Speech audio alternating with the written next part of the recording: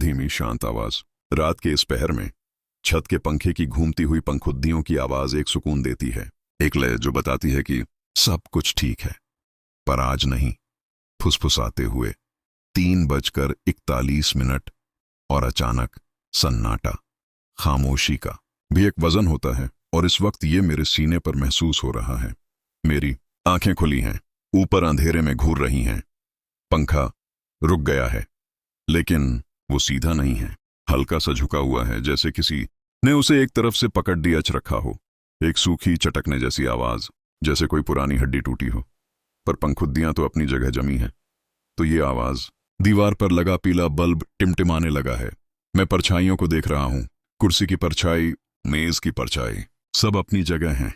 मैंने अपनी पलकें झपकाई, सोचा शायद आंखों का धोखा है, पर नहीं।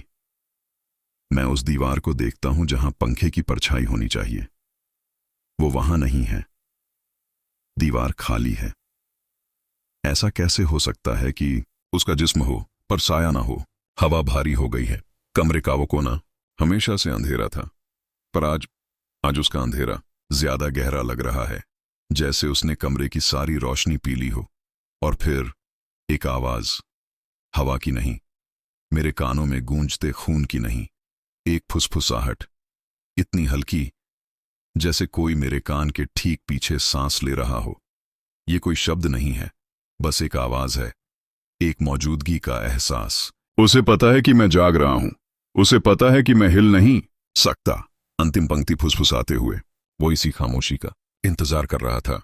लगभग तुरंत पिछली लाइन के बाद फुसफुसाते हुए इंतजार खत्म हुआ। धीमी कांपती आवाज, पंखा वो फिर से घूमने लगा है, लेकिन उल्टा, धीरे, बहुत धीरे। और ये आवाज ये पंखे की नहीं है, ये पत्थर पर पत्थर रख दुहाने जैसी है, सूखी और कर्कश। मेरी आंखें छत से चिपक गई हैं। अंधेरे में कुछ बदला है। वो परछाई जो गायब हो गई थी वो लौट आई है, लेकिन दीवार पर नहीं, मेरी गर्दन के ठीक ऊपर, छत पर। ये पंखे की ही परछाई है, पर ये वैसी नहीं है। इसकी पंखुद्दियां लंबी और नुकीली हैं, जैसे किसी जानवर के पंजे हों। और वो पंखे के साथ नहीं घूम रही, वो अपने आप हिल रही है, ढक रही है, धीरे धीरे।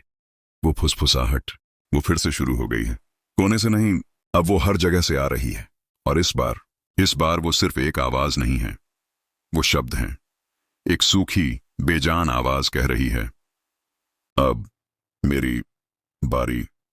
छत पर मौजूद वो साया वो नीचे आ रहा है, फैल रहा है, जैसे कोई काली स्याही पानी में घुल रही हो। वो अब सिर्फ एक परछाई नहीं है, वो वजनदार है। मैं उसका दबाव महसूस कर सकता हूं।